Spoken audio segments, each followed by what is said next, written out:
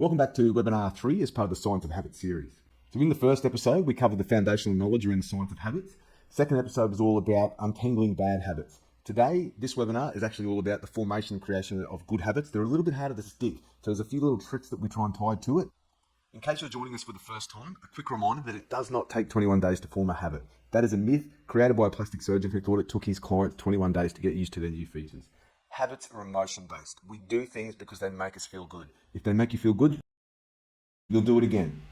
This is why those habits that you know would be better for your health are a little bit harder to form, because quite often they're not tied to a dopamine release that makes it automatic. So today we're going to be looking at the uphill habits. Okay, these are the habits that require ongoing attention and are easy to stop. Things like going to the gym, eating more vegetables. We've looked at downhill habits, the things like eating chocolate or hitting the snooze alarm. These are really easy to maintain and difficult to stop. And the thing that we won't be touching are free fall habits. Okay, these are extremely difficult, require professional help, and we're talking about things like substance abuse. This is Professor BJ Fogg, the godfather of habit formation. He's a professor at Stanford University, and basically he's derived that for a behavior to occur or an action to occur, we need three things to line up, and that is we need a prompt, the ability to perform the action, and then we need the motivation to perform it. So the prompt is your environment, the ability, making it easy to do, and the motivation. If they line up, the action will occur. So we'll look at some habits here that you might want to create. It might be that you want to eat more fruits and vegetables, or you want to improve your sleep, or you want to move more and exercise, or it might be something like learning a language, for example. As with untangling bad habits, you want to be really clear on what it is you want to achieve. Okay, so if it's eating more fruit, let's be specific. Eating 2 pieces of fruit every day. If it's improve my sleep, it might be let's get in bed by 9 p.m. each night. Rather than exercise more, let's aim for 10,000 steps every day. So really think about your environment. If there's a behavior you want to perform, how can you set up your environment that's conducive to making you perform that behavior?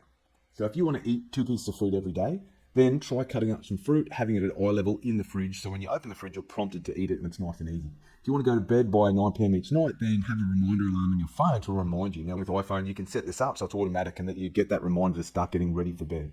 If it was learning a language, then you could have notifications on your desk or on your phone. If you use an app like Duolingo, you can be notified, and that can be that prompt and that reminder to start performing that behavior. When it comes to weight, our environment has a significant impact. 70% of our weight is predetermined by things that we actually have no control over. This is our genetics, epigenetics. It's what mum ate in the womb. It's our first 1,000 days of life. It's all in the past. We can't control it, but we can control our lifestyle and our environment, and that has a significant impact on our weight. Next, we look at the ability. So how can we make this behavior easier to perform? So if we wanted to eat 2 pieces of fruit every day, firstly, having the fruit in the house is a pretty good start. That makes it a lot easier to do, but going a step further and having it cut up, ready-made, makes it even easier. So I'll give you an example with our family. We cut up, it's my job to cut up the watermelon, the rock melon every week. We'll even cut up apples and slice oranges, and we put a little bit of lemon over the apples so they don't brown, and that will keep them in the fridge. The amount of fruit that our kids eat is phenomenal compared to if I don't do that step. It's so much easier for them. Anything above or to the right of that action line in this area here, the action will occur. Anything to the left or underneath the action line, the behavior doesn't occur. And we've got the motivation, which is on that y-axis, and the ability, which is on the x-axis, okay? Anything that's easy to do, like eating cut up fruit, it's off to the right, so it's more likely to be above the action line. Whereas if that fruit's not cut up, if the kids had to cut up their own watermelon, then it's going to be to the left and less likely to occur. So there's 5 areas that we work on to make something easier, okay? So if it's a habit we want to form, we need to make it easier to do. We can either make it quicker, cheaper, physically easier, mentally easier, or part of our existing routine. So if we want to eat more fruit, the 2 pieces of fruit every day, the fact that we've cut it up makes it a lot more likely and a lot easier to eat that fruit. Yes, the initial challenge of going and cutting it up does take a little bit more effort, but once that's done, it's so much easier to eat 2 pieces of fruit every day. Physically, it's a lot easier as well because it's all being cut up. I simply just have to grab it out of the container and I can eat it rather than chopping up some watermelon. Financially, probably doesn't stack up as well, but maybe we're reducing food wastage and saving money that way, but it's not really making it too much easier from a financial perspective. It's certainly mentally a lot easier if it's already cut up. I don't have to think about cutting up any fruit.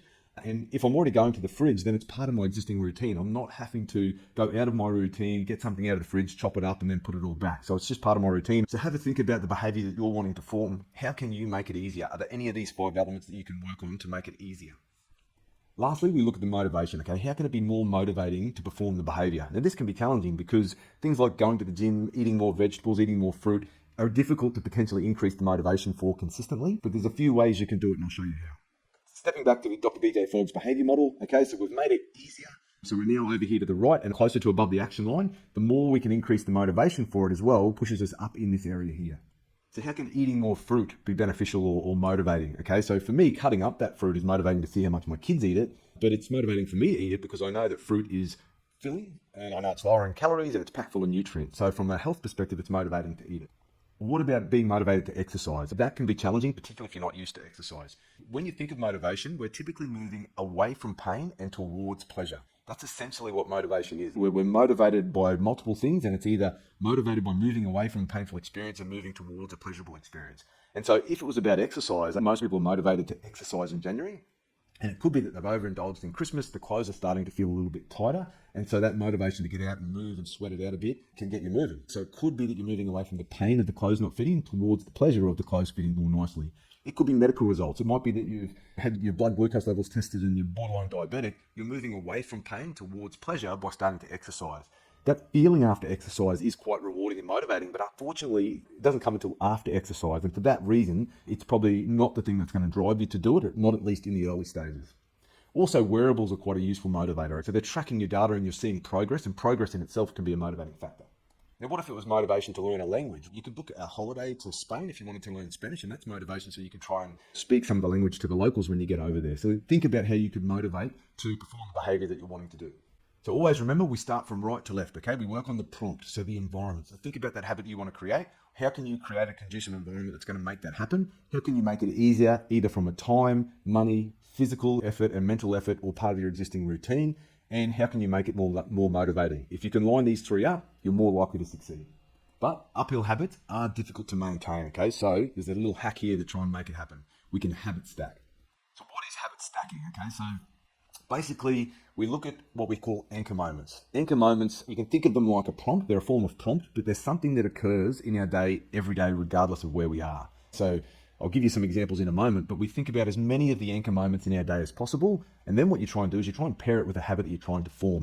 So when we're looking at anchor moments, these are the kind of things I'm talking about, okay? So these are mine, yours might be slightly different, but ultimately they're probably in a similar vein. You wake up every day. You get out of bed, you go to the toilet, you get in the shower, you get out of the shower, you dry yourself with a towel, you get dressed, you clean your teeth, you eat breakfast, you make a coffee. It goes on and on, okay? There's things that you do every day, almost religiously, that are always there. What we try and do is we try and tie a habit to these anchor moments, if possible. Now, it's not always possible. The habit you're trying to form may not fit well with any of these, but what you try and do is try and work out, is there a way I can make them connect?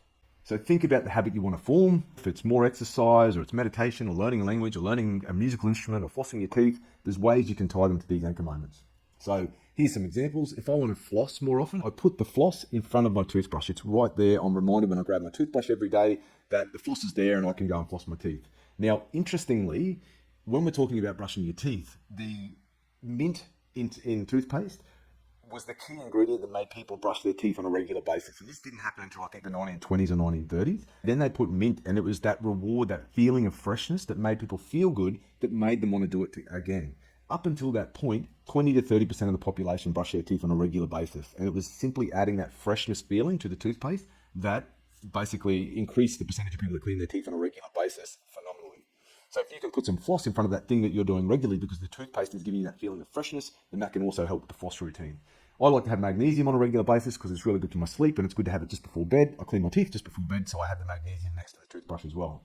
I try and exercise on a regular basis. I go to the toilet multiple times a day. I only do 20 push-ups, not much, not too strenuous, can do it really quickly, but I tie that in with going to the toilet because I can remind myself that I'm going to the toilet, do 20 push-ups, I'm getting exercise multiple times a day. Call my parents when I'm driving the kids to school. Now that works when I'm driving the kids to school because I now associate getting in the car with calling someone. I call my parents, the kids get to talk to them as well. Playing the guitar just before bed. I have the guitar just beside my bed and it reminds me just to play the guitar. Meditate for 5 minutes as I lay in bed each night. Okay, the phone's not in the room. I get to just lay there and think, and that is my form of meditation. And then learning Spanish because I drink a coffee every morning. So I sit there and drink a coffee and I open Duolingo, the app on my phone, and I do 5 minutes of Duolingo, and that's actually really helped my Spanish advance. So I want you to think about what are the habits in your life that you've formed and ones that just haven't stuck. What's the difference between these habits? Is there an anchor moment that you could attach these habits to make them stick? So have a think about all those anchor moments in your day. Think about the habits you want to create, and somehow can they be matched up? Because remember, yes, you can have the prompt. Yes, you can make it easy, but if the motivation isn't high enough, then potentially it's just something that you don't want to do. You don't want it bad enough, and maybe it's just not the habit for you. Lastly, be aware of your habits, okay? Review your progress. Life changes. There's incidents that will push you off track. always have some sort of process where you're reviewing your progress, whether you're doing that with a friend, your doctor, whatever it may be. It's important to reassess where you're at, review your progress with your habits to see those ones that aren't sticking. Now, these are these uphill habits, okay? They are hard to stick, and so that's why they require a little bit of maintaining and review process to try and help them stick. If you want to know more, if you want to work with us, there'll be a link below, or you can reach out to us at Your Nutrition Pro. We're on Facebook or Instagram, or we've got a website. Reach out, we can help you out. Thanks.